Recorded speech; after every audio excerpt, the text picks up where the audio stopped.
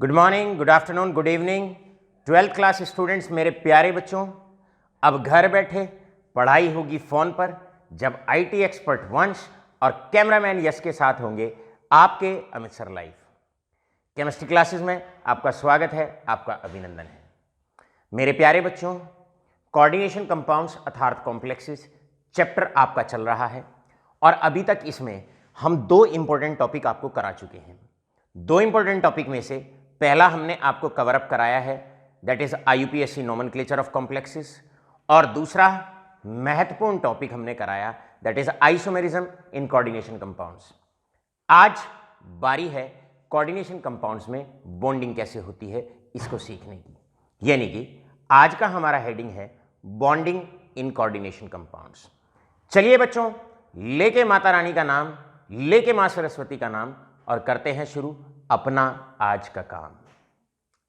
शुरू करते हैं पहली थियरी जो बॉन्डिंग को समझाती है कि कॉम्प्लेक्सेस के अंदर किस तरीके से बॉन्डिंग होती है।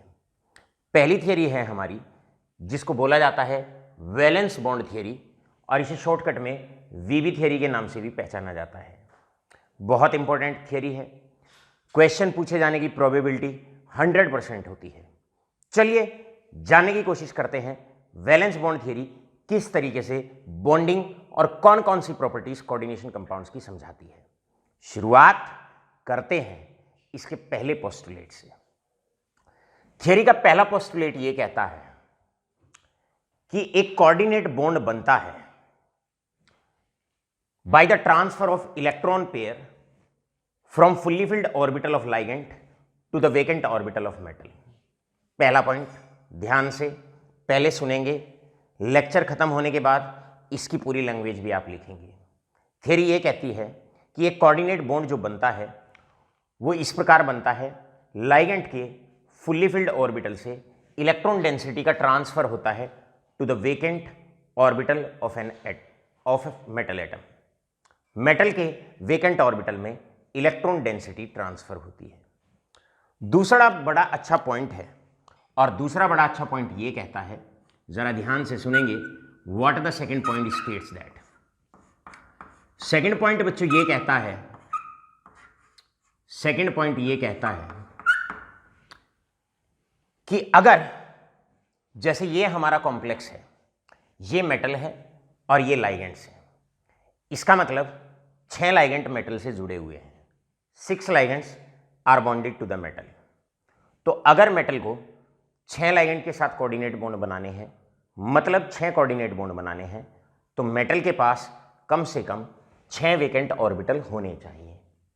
तो सेकंड पॉइंट क्या कहता है, metal must have appropriate number of vacant orbitals. Metal के पास जितने उसको कोऑर्डिनेट बॉन्ड बनाने होते हैं उतने उसके पास वेकेंट ऑर्बिटल्स होने चाहिए। चलते हैं थर्ड पॉइंट की तरफ।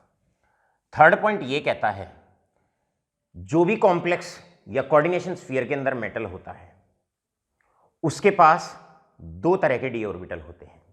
एक एग्जांपल, जैसे हम मैंगनीज की बात करते हैं, मैंगनीज में का नंबर 25 होता है और इलेक्ट्रॉनिक कॉन्फ़िगरेशन होती है 3d5 4s2।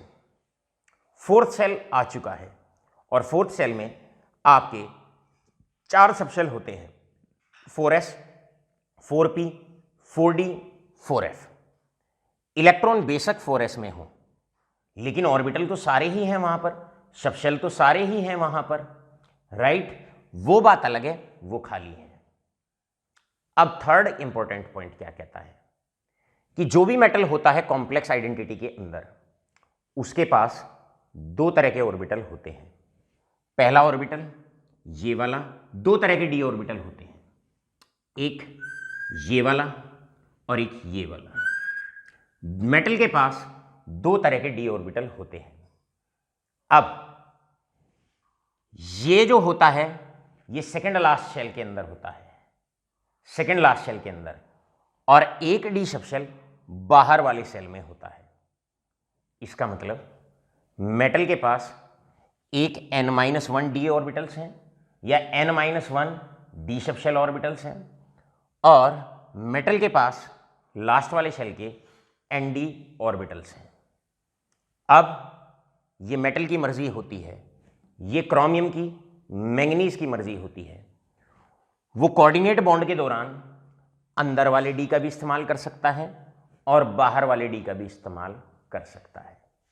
राइट, मेटल की चॉइस होती है, वो अंदर वाले डी का भी कोऑर्डिनेट बॉन्ड फॉर्मेशन के अंदर इस्तेमाल कर सकता है और मेटल चाहे तो बाहर वालों का भी इस्तेमाल कर सकता है। अगर मेटल अंदर वाले डी, ये फोर्थ ये थर्ड, तो ये अंदर है ये शेल, अगर मेटल अंदर वाले डी ऑर्बिटल्स का इस्तेमाल करता है तो इनर ऑर्बिटल कॉम्प्लेक्स कहा जाता है, और अगर मेटल बाहर वाले डी ऑर्बिटल का इस्तेमाल करता है तो उसको आउटर ऑर्बिटल कॉम्प्लेक्स के नाम से पहचाना जाता है। अब तक जितनी भी बात हमने कही एक बार शॉर्ट रिकैप। पहला, कोऑर्डिनेट बॉन्ड बनता है by the transfer of electron density from the fully filled orbital of ligand to the vacant orbital of metal, पहला पॉइंट। दूसरा पॉइंट ये कहता है मेटल को जितने कोऑर्डिनेट बॉन्ड बनाने होते हैं लाइगेंड से, मेटल के पास उतने वेकेंट ऑर्बिटल्स उपलब्ध होने चाहिए, तब जाके कॉम्प्लेक्स बनेगा। तीसरा पॉइंट, अभी आप लर्न करें कि मेटल के पास दो तरह के डी ऑर्बिटल होते हैं, एक अंदर वाले डी, एक बाहर वाले डी। मेटल दोनों डी ऑर्बिटल का इस्तेमाल बॉन्डिंग के दौरान कर सकता है। अगर अंदर वाले डी का इस्तेमाल करता है, n-1 डी का इस्तेमाल करता है, ये अगर n है तो ये उससे एक कम है, n-1 डी का इस्तेमाल करता है तो इनर ऑर्बिटल कॉम्प्लेक्सेस कहा जाता है, और अगर बाहर वाले डी ऑर्बिटल का इस्तेमाल करता है तो आउटर ऑर्बिटल कॉम्प्लेक्सेस के नाम से उनको पहचाना जाता है। चलिए अब इन बेसिक पॉइंट्स को हम सीखेंगे डिटेल में। यहां पर आता है, से फॉर एग्जाम्पल, प्यारे बच्चों, आपको सबसे पहला सवाल आता है यहां से। अब हमें इस कॉम्प्लेक्स के अंदर बॉन्डिंग सीखनी है। अब इन्हीं सारे पॉइंट्स का इस्तेमाल करते हैं, इन्हीं सब पॉइंट्स का हम चर्चा में लेते हैं और इस्तेमाल करते हैं। याद रखिए, सबसे पहला पॉइंट, आपको मेटल का ऑक्सीडेशन नंबर निकालना है। यहां पर मेटल है, मान लो उसका ऑक्सीडेशन नंबर x है, प्लस 6 वाटर मॉलिक्यूल्स हैं, वाटर पे चार्ज होता है 0 multiplied by 6 and this is equal to charge. आप भली बात ही जानते हैं। क्या जानते हैं आप? आपको हमने पहले लेक्चर्स में बताया है, sum of oxidation number of all species is equal to the charge. तो सबसे पहले कार्य आपने क्या करना है, मेटल आयन पे, कॉम्प्लेक्स के अंदर जो मेटल आयन होता है उसका ऑक्सीडेशन स्टेट अर्थात ऑक्सीडेशन नंबर उसका निकालना है आपको। जैसे ही आप ऑक्सीडेशन नंबर निकालोगे, ऑक्सीडेशन नंबर आएगा +3, ऑक्सीडेशन नंबर आ गया +3। अब बस एक पॉइंट लर्न कर ले और उसके बाद बॉन्डिंग होगी बहुत आसान। पहला पॉइंट क्या लर्न करना है, मेटल का जो भी ऑक्सीडेशन स्टेट आता है, यानी कि मेटल का ऑक्सीडेशन स्टेट यहां पर आया x इज इक्वल टू +3। इसका मतलब क्रोमियम यहां पर +3 ऑक्सीडेशन स्टेट में है। All right all of you, यानी कि क्रोमियम यहां पर +3 ऑक्सीडेशन स्टेट में है। अब क्रोमियम की इलेक्ट्रॉनिक कॉन्फ़िगरेशन सारे बच्चे अच्छे से जानते हैं। क्रोमियम का नंबर 24 होता है, कॉन्फ़िगरेशन होती है argon 3d5 and 4s1। Copper और क्रोमियम की एक्सेप्शनल इलेक्ट्रॉनिक कॉन्फ़िगरेशन होती है और इसकी कॉन्फ़िगरेशन है 3d5 4s1। इसको मैं ऐसे भी लिख सकता हूं, d के अंदर मैं पहले 5 ऑर्बिटल्स बनाता हूं, 5 ऑर्बिटल्स बनाता हूं, ये 5 ऑर्बिटल्स बनाए, ये 3d, 5 इलेक्ट्रॉन इसके अंदर भरता हूं, 5 इलेक्ट्रॉन इसके अंदर भरता हूं, राइट। और ये है 4s1, s के अंदर एक ऑर्बिटल होता है, ये एक electron. It is 3d, it is 4s, मैं लिखता हूं 4p, ये मैंने लिखा 4p, और यहां पर मैं लिखता हूं 4d, 4d, ऐसे। सबसे पहला कार्य क्या करना है, जब भी किसी कॉम्प्लेक्स की बॉन्डिंग आपको समझानी है, पहले ऑक्सीडेशन स्टेट निकालेंगे, फिर उसी ऑक्सीडेशन स्टेट में पहला पॉइंट, बस यही पॉइंट है मेन, उस ऑक्सीडेशन स्टेट में मेटल की इलेक्ट्रॉनिक कॉन्फ़िगरेशन आप लिखेंगे। अब यहां से 3 इलेक्ट्रॉन आप निकाल दीजिए क्रोमियम में से। जब आप 3 इलेक्ट्रॉन निकालेंगे, 1 इलेक्ट्रॉन 4s से जाएगा, 2 इलेक्ट्रॉन 3d से जाएंगे, तो इलेक्ट्रॉनिक कॉन्फ़िगरेशन बचेगी आपकी ये, यहां से ये 4s से गया, 2 इलेक्ट्रॉन यहां से चले गए, 2 इलेक्ट्रॉन यहां से चले गए। इलेक्ट्रॉनिक कॉन्फ़िगरेशन बची that is 3d3 4s 0, 3d3 4s 0। तो प्यारे बच्चों, क्या कार्य आपने किया? आपने कार्य किया मेटल का ऑक्सीडेशन नंबर निकाल के उसी ऑक्सीडेशन नंबर में आपने मेटल की इलेक्ट्रॉनिक कॉन्फ़िगरेशन लिख ली। अब लिखने के बाद आप क्या करें, हमेशा ऑर्बिटल्स ड्रॉ करें, अंदर वाले डी से लेके बाहर वाले डी तक। ये आपका 3d है, ये आपका 4s है, ये 4p है और ये 4d है। नेक्स्ट कार्य क्या है, आपने ऑर्बिटल पिक्चर ड्रॉ करनी है अंदर वाले डी से लेके बाहर वाले डी तक, बस अब हो जाएगा टॉपिक बहुत आसान। कैसे, जरा ध्यान से समझिए। मेटल को 6 कोऑर्डिनेट बॉन्ड बनाने हैं। वाटर यहां पर एज ए लाइगेंड प्रेजेंट है, एक्वा आपका एज ए लाइगेंड प्रेजेंट है। All right all of you, water as a ligand present है, एक्वा यहां पर एज ए लाइगेंड प्रेजेंट है। 6 वेकेंट ऑर्बिटल इसको चाहिए 6 कोऑर्डिनेट बॉन्ड बनाने के लिए, राइट। अब लाइगेंट आएंगे, लाइगेंट अप्रोच करेगा, 6 लाइगेंट 6 वाटर अप्रोच करेंगे क्रोमियम के पास। वैलेंस बॉन्ड थ्योरी कहती है मेटल के पास उतने डिजायर्ड वेकेंट ऑर्बिटल होने चाहिए। तो चलिए करेगा ये यूज, पहला ये वाला ऑर्बिटल यूज करेगा, दूसरा, तीसरा, चौथा, पांचवा और छठा। ये यूज करेगा आपके डी के इन 2 ऑर्बिटल्स का इस्तेमाल करेगा, एक s ऑर्बिटल का बॉन्डिंग के दौरान इस्तेमाल करेगा और p के 3 ऑर्बिटल का इस्तेमाल करेगा। इसका मतलब यहां पर जो हाइब्रिडाइजेशन होगी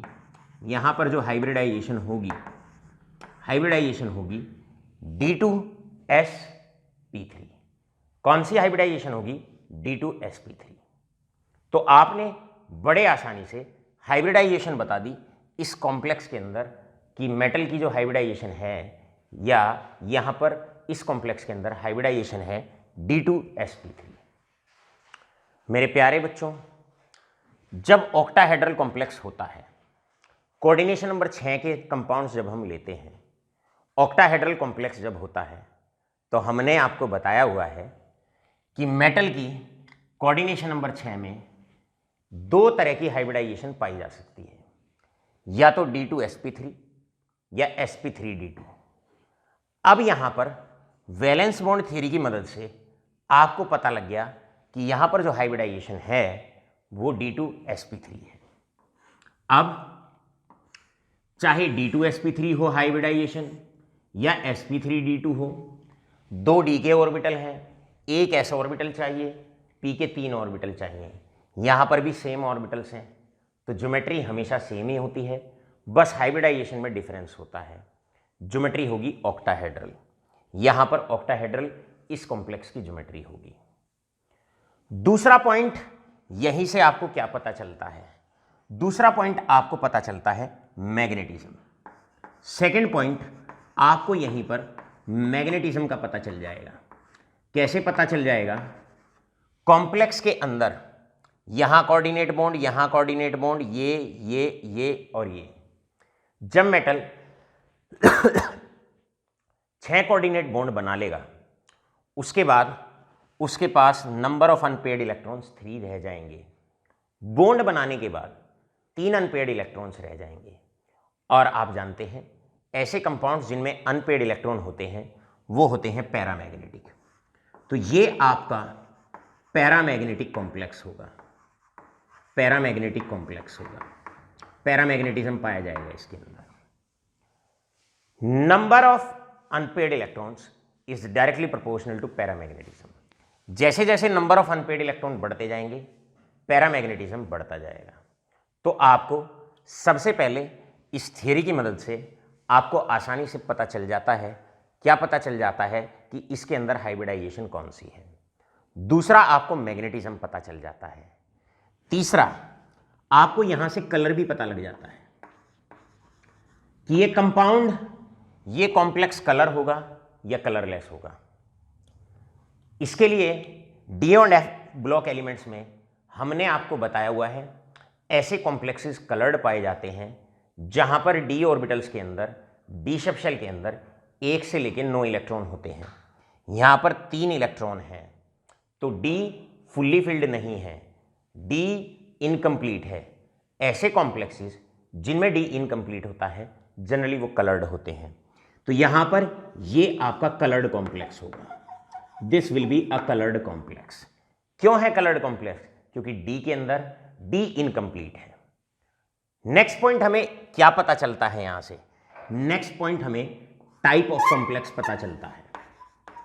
टाइप ऑफ कॉम्प्लेक्स, ये किस टाइप का कॉम्प्लेक्स होगा, ये भी जानकारी हमें इस थ्योरी से बड़े आसानी से मिल जाती है।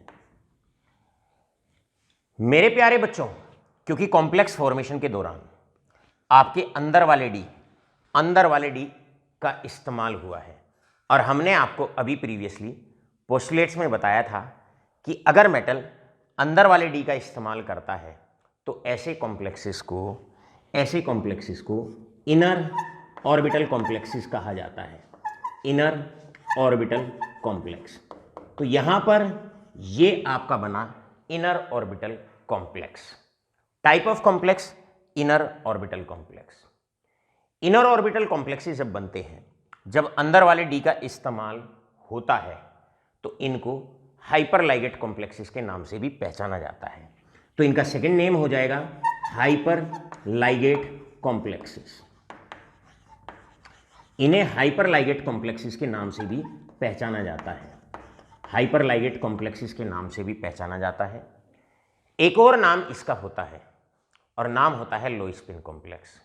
जब जब अंदर वाले डी का इस्तेमाल होता है तो कॉम्प्लेक्स को लो स्पिन कॉम्प्लेक्स भी कहा जाता है।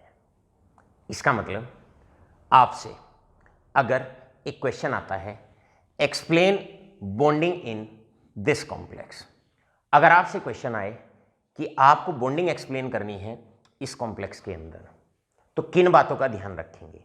अब बड़े गौर से बात सुनिए, हमने पूरे इसमें क्या किया, ध्यान से सुनेंगे बात।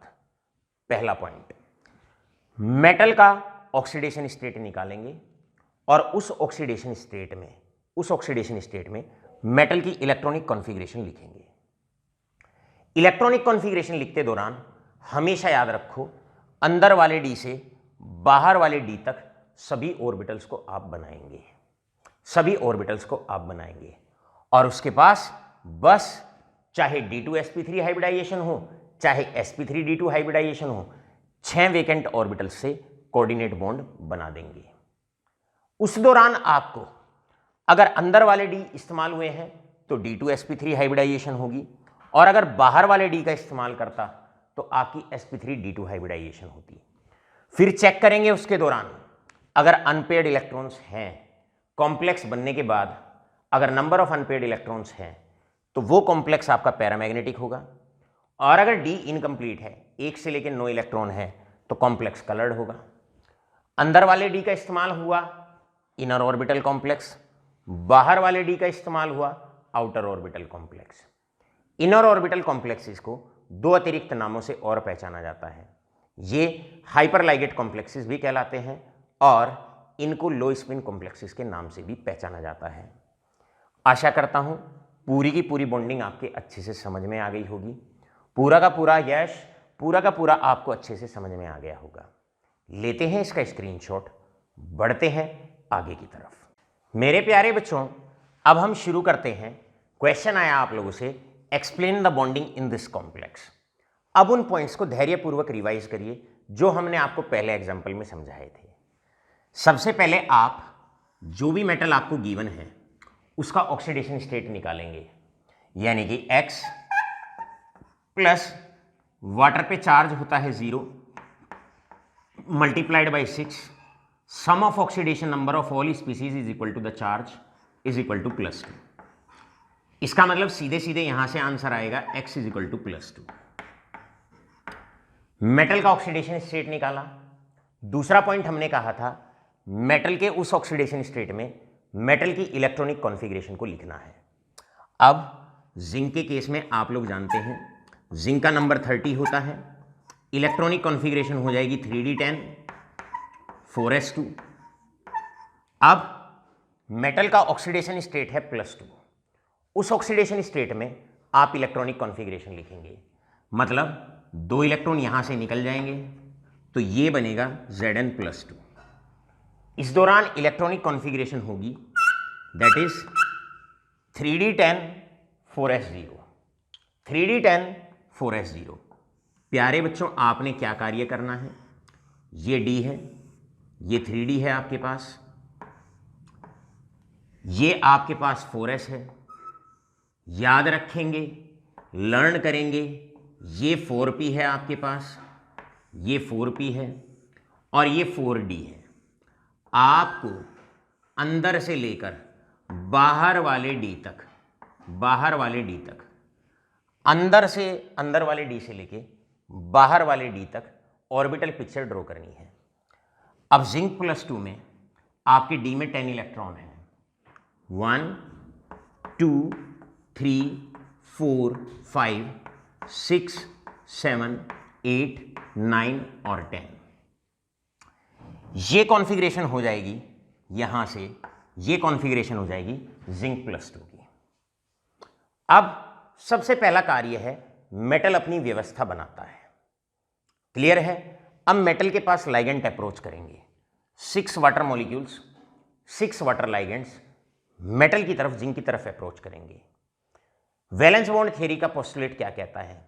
मेटल के पास उतने वेकेंट ऑर्बिटल होने चाहिए जितने उसको कोऑर्डिनेट बॉन्ड बनाने हैं। यहां पर 6 कोऑर्डिनेट बॉन्ड बनाने हैं तो मेटल अपने 6 वेकेंट ऑर्बिटल का इस्तेमाल करेगा। लाइगेंड आएंगे, जिंक की तरफ अप्रोच करेंगे तो वेकेंट ऑर्बिटल से वो कोऑर्डिनेट बॉन्ड बनाता है। अब यहां तो 3d के अंदर तो वेकेंट ऑर्बिटल है नहीं, ये है 4s, ये है 4p और ये है 4d, ये है 4d। अब 6 वेकेंट ऑर्बिटल कौन से हैं? 1 2 3 4 5 और 6। इसका मतलब इस वक्त जो हाइब्रिडाइजेशन होगी वो हाइब्रिडाइजेशन ये होगी, अंदर वाले डी का तो इस्तेमाल नहीं करेगा मेटल क्योंकि उसमें वेकेंट ऑर्बिटल अवेलेबल ही नहीं है।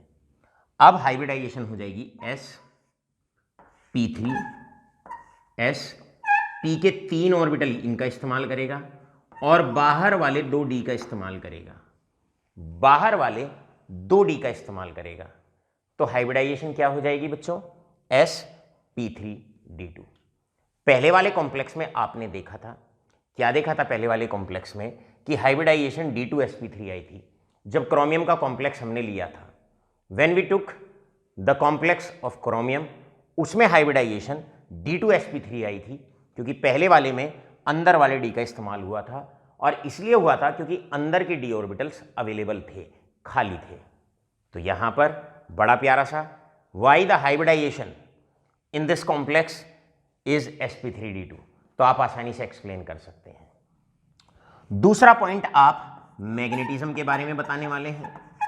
भैया आप देखेंगे कॉम्प्लेक्स बनने के बाद सारे के सारे जो ऑर्बिटल्स हैं वो फुल्ली फिल्ड हैं, किसी में भी अनपेयर्ड इलेक्ट्रॉन नहीं है।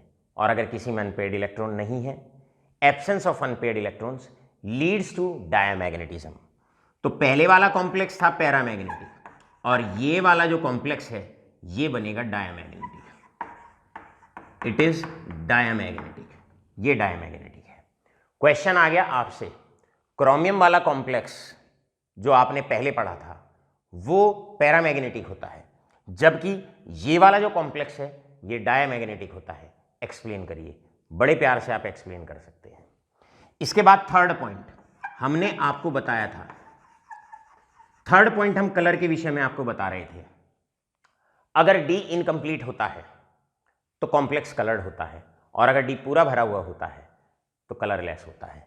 यहां पर डी में 10 इलेक्ट्रॉन्स हैं, डी पूरा भरा हुआ है तो ये कलरलेस होगा। आपसे नेक्स्ट क्वेश्चन आ सकता है, पूछा जा सकता है आपसे, पहले वाले कॉम्प्लेक्स का एग्जाम्पल लेके आपसे पूछ सकते हैं कि बताइए वो क्रोमियम वाला जो कॉम्प्लेक्स था वो आपका कलर्ड था, जबकि जिंक का ये जो कॉम्प्लेक्स है ये कलरलेस है, तो सीधा आप बता सकते हैं उसमें डी इनकम्प्लीट था, यहाँ पर डी फुल्ली फिल्ड है।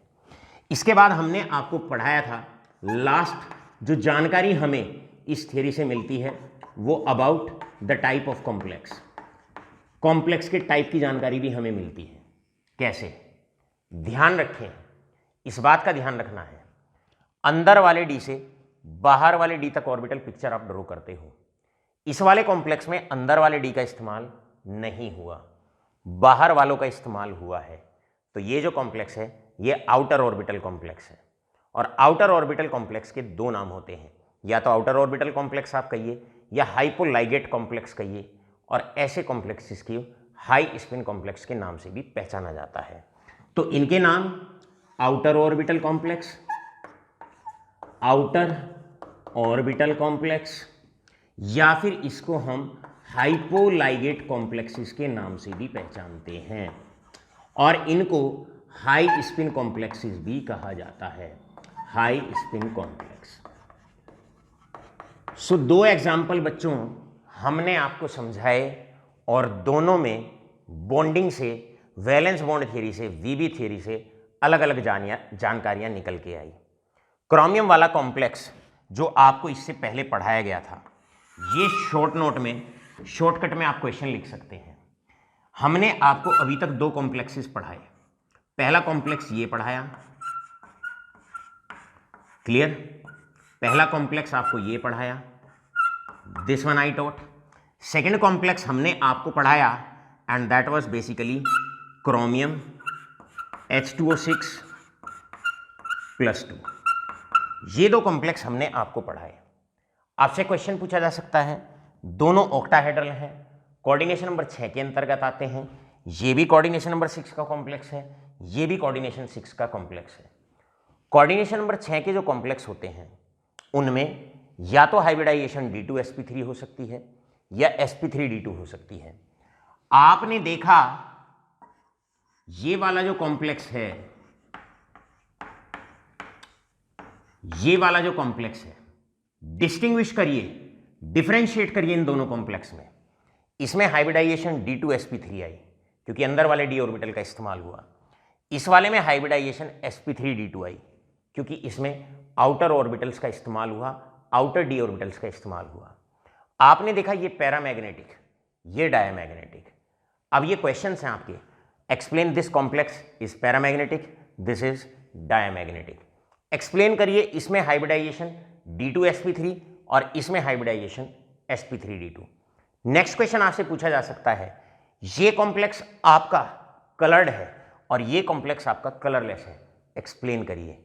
चौथा question, important question, explain the fact. आपको फैक्ट एक्सप्लेन करना है, this is a coloured complex while this is a colourless complex.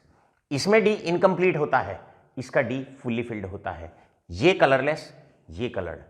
चौथा बहुत प्यारा सा क्वेश्चन आता है, बहुत important, explain this complex is a inner orbital complex या हाइपरलाइगेट कॉम्प्लेक्स या लो स्पिन कॉम्प्लेक्स।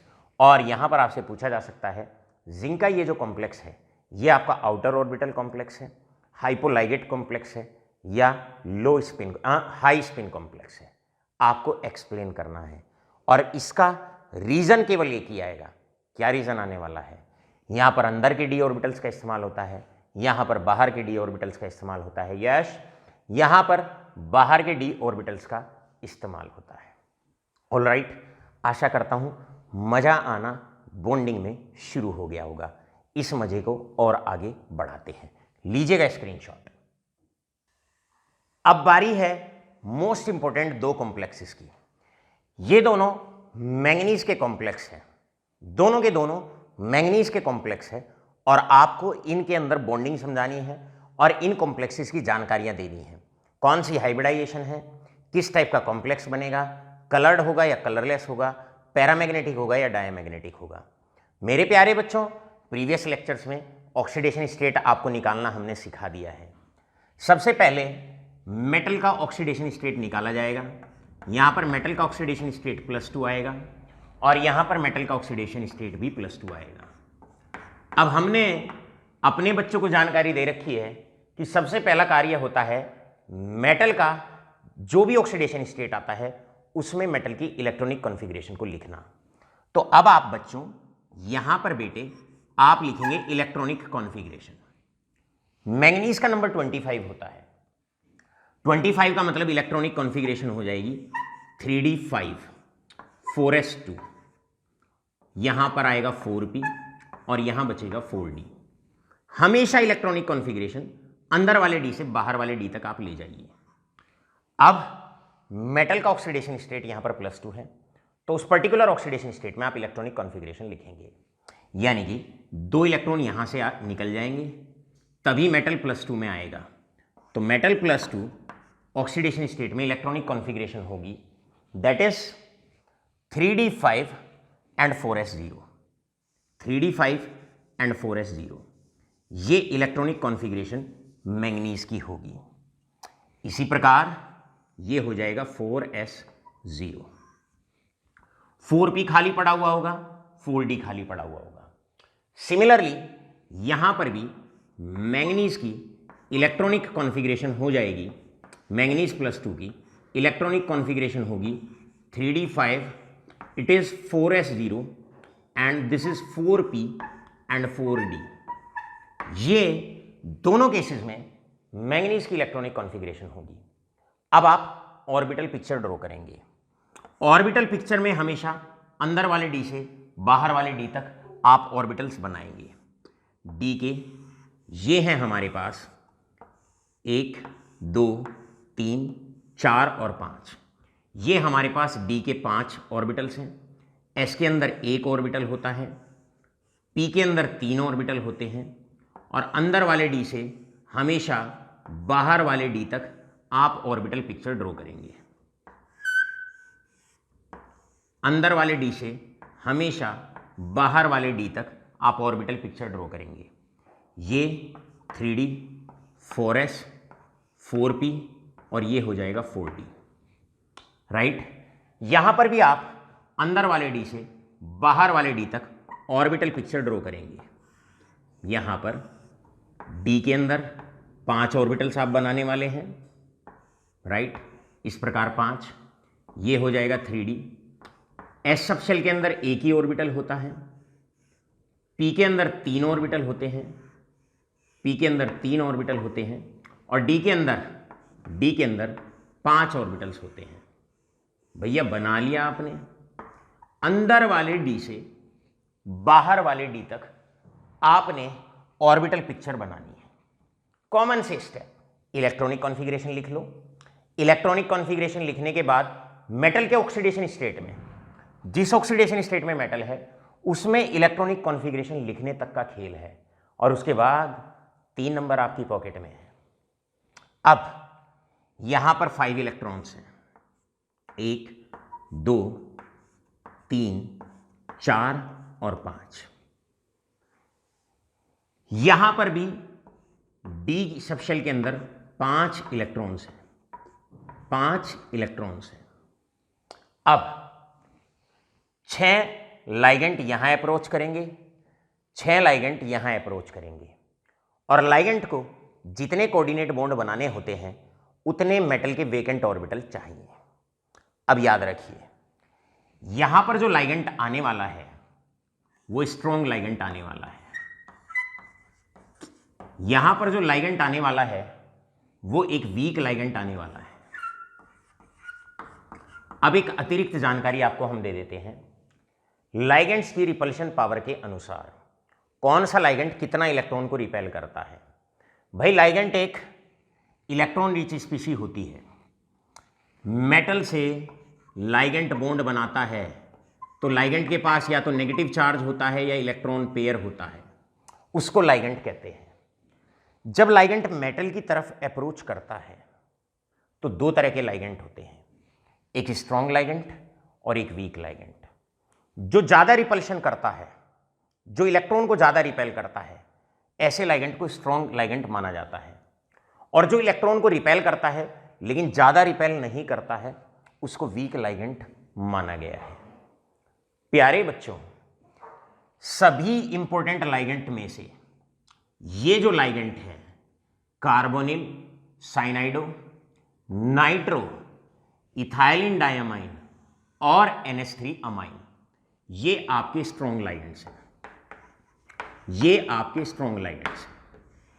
ये जब जब मेटल की तरफ आगे बढ़ते हैं तो मेटल के इलेक्ट्रॉन को रिपेल करते हैं और उन्हें उठा भी सकते हैं। इसके बाद वाटर की अगर मैं बात करूं, ऑक्सो की मैं बात करूं, ऑक्सलेटो की मैं बात करूं और हैलाइड आयंस की अगर मैं बात करूं, यानी कि हेलोजेंस की अगर मैं बात करूं, फ्लोराइडो, क्लोराइडो, ब्रोमाइडो, आयोडाइडो की अगर मैं बात करूं, तो ये वीक लाइगेंट्स हैं। ये आपके वीक लाइगेंट्स हैं। वीक लाइगेंट वो होते हैं जो रिपेल तो करते हैं लेकिन इलेक्ट्रॉन को जंप नहीं करा सकते, उठा नहीं सकते। एक साधारण सा एग्जांपल लेते हैं। मान लो एक क्लास में, आपके स्कूल में एक डॉन का बच्चा पढ़ता है। अब जैसे ही 12th क्लास में मान लो मुन्ना भाई है। अब मुन्ना भाई जब क्लास में एंटर करता है तो वो अगली सीट से बच्चे को कह देता है, जाओ उठिए और पीछे जाके बैठिए। उसने उसको रिपेल किया और इतनी रिपल्शन पावर मुन्ना भाई की होती है कि वो आराम से अगली बेंच से एक बच्चे को उठाता है और कह देता है, पीछे जाके बैठो। दूसरा एग्जाम्पल लेते हैं, क्योंकि मुन्ना भाई एक स्ट्रॉन्ग स्टूडेंट है, वो आराम से एक स्टूडेंट को रिपेल करता है और उठा देता है और पिछली सीट पे बैठवा देता है। लेकिन मान लो आपकी क्लास में मान लो कोई भी बच्चे हैं, आप फर्स्ट सीट पे बैठे हुए हैं, आपका कोई दूसरा क्लासमेट आता है, नॉर्मल बच्चा आता है, नॉर्मल स्टूडेंट आता है और वो आपको कहता है पीछे जाके बैठिए, तो आप उसको रिपेल कर देते हैं। आप उसको कह देते हैं, पीछे सीट खाली है, तुम जाइए, मैं नहीं जाता हूं। ये कहानी होती है स्ट्रॉन्ग लाइगेंट और वीक लाइगेंट की। अब लाइगेंट आएंगे, यहां पर जो लाइगेंट आएगा वो स्ट्रॉन्ग लाइगेंट आएगा, यहां पर जो लाइगेंट आएगा वो वीक लाइगेंट आएगा। स्ट्रॉन्ग लाइगेंट है अमाइन एक स्ट्रॉन्ग लाइगेंट है। यहां पर आपका आने वाला है वाटर एक वीक लाइगेंट है। तो क्या होगा, ध्यान से समझिए क्या होगा। यहां पर स्ट्रॉन्ग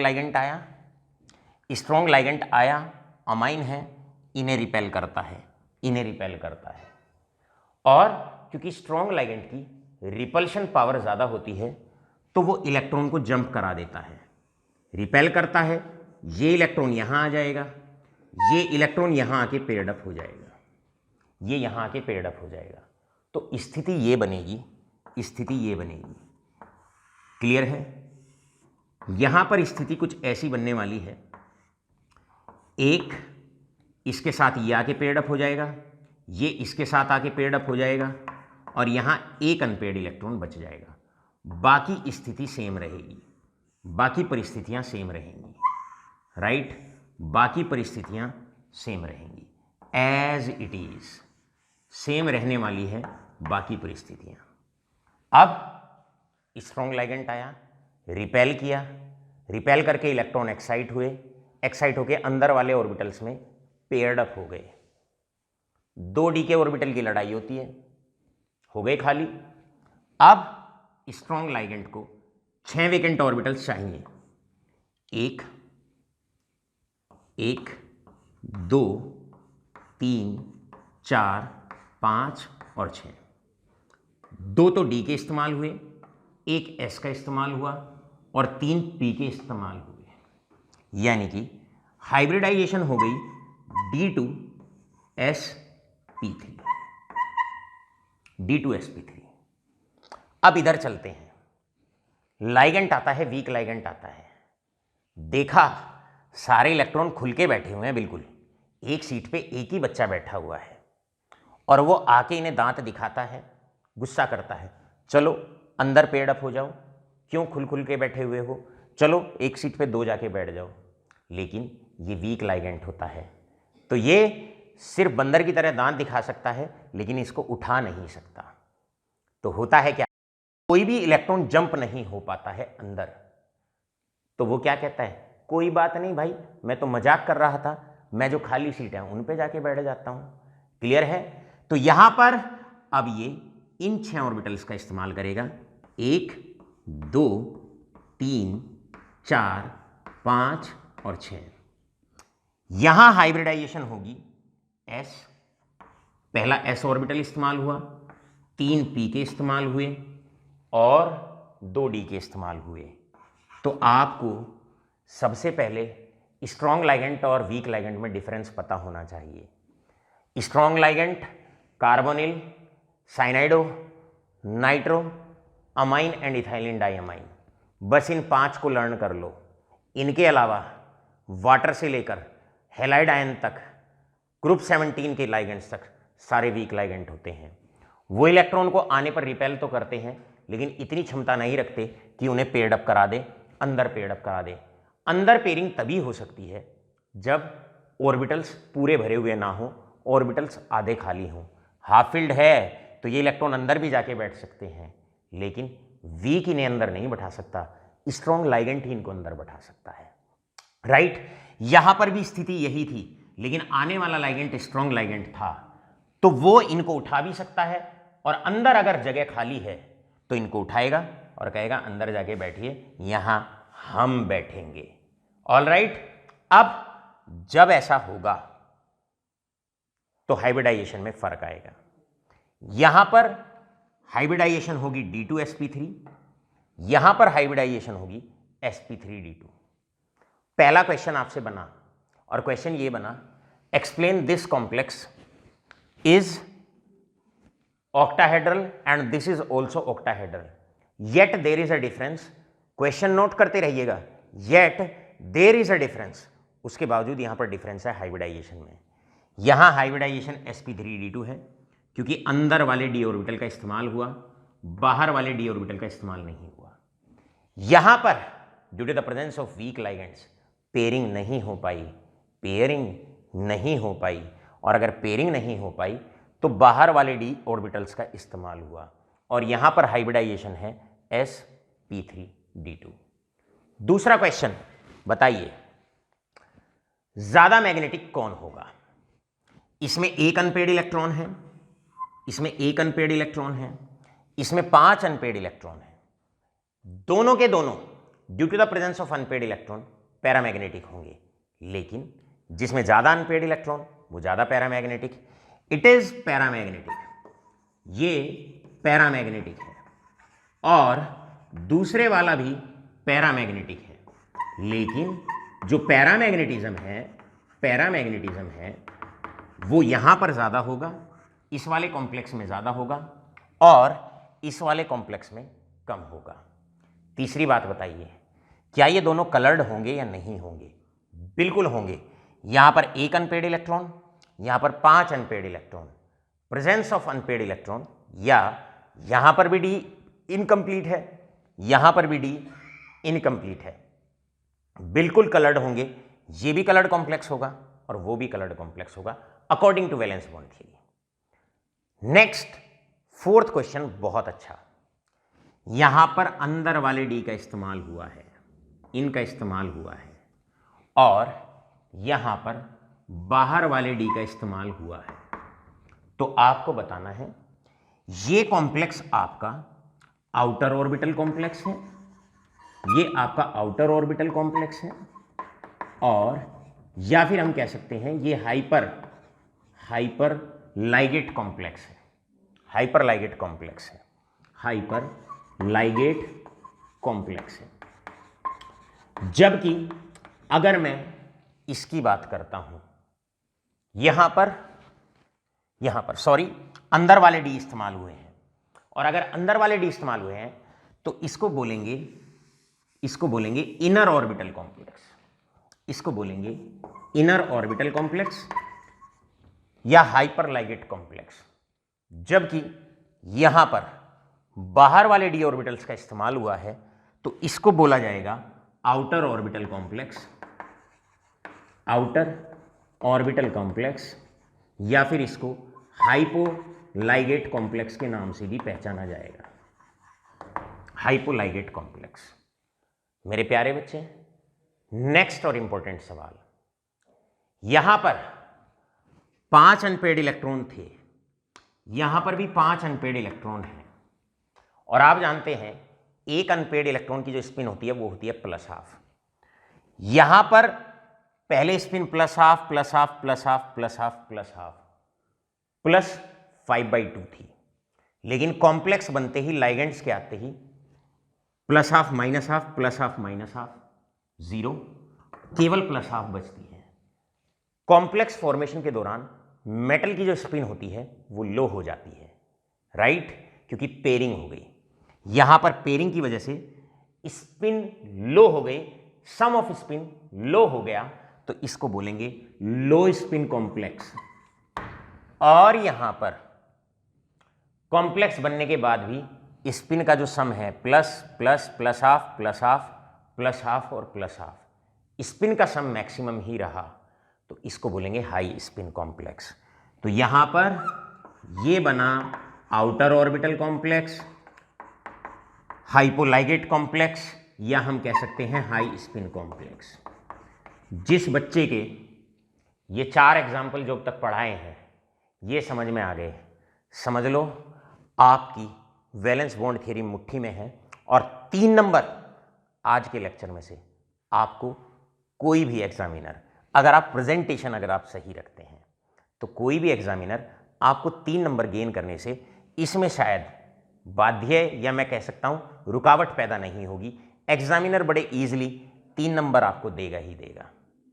हमने जो वैलेंस बॉन्ड थ्योरी आपको समझाई, ये वैलेंस बॉन्ड थ्योरी अगर आप किताबों से पढ़ते हो तो बहुत मुश्किल और कॉम्प्लेक्स तरीके से समझाई हुई है। यहाँ पर हमने कोशिश की, आसान बनाया, बहुत आसान बनाया, इतना आसान बनाया कि मेरे बच्चों को किसी तरह की कोई दिक्कत ना आए वैलेंस बॉन्ड थ्योरी में, बॉन्डिंग समझाने में, किसी कॉम्प्लेक्स के बारे में पूरा ऐसे लिखने में। करो नोट फटाफट, और इसके बाद हम चलते हैं नेक्स्ट क्वेश्चन की तरफ।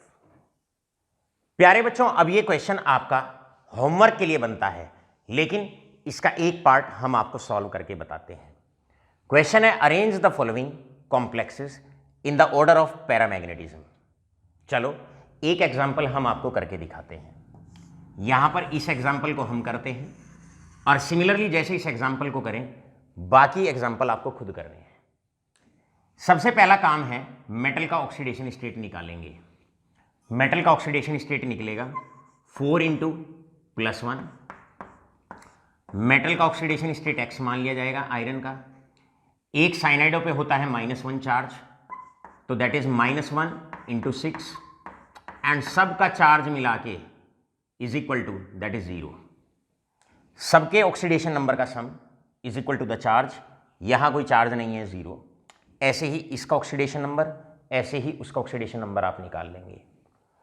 अब यहां पर X इज इक्वल टू आएगा +2, मेटल का ऑक्सीडेशन स्टेट +2 आया। अब क्या करना है, इसी ऑक्सीडेशन स्टेट में मेटल की इलेक्ट्रॉनिक कॉन्फ़िगरेशन आपको लिखनी है। आयरन +2 की जब आप, आयरन का नंबर होता है 26, कॉन्फ़िगरेशन हो गई 3d6 4s2, 2 इलेक्ट्रॉन 4s में से निकल जाएंगे, कॉन्फ़िगरेशन बचेगी दैट इज 3d6, 4s में इलेक्ट्रॉन रह जाएगा 0, 4p खाली पड़ा हुआ होगा, 4d खाली पड़ा हुआ होगा।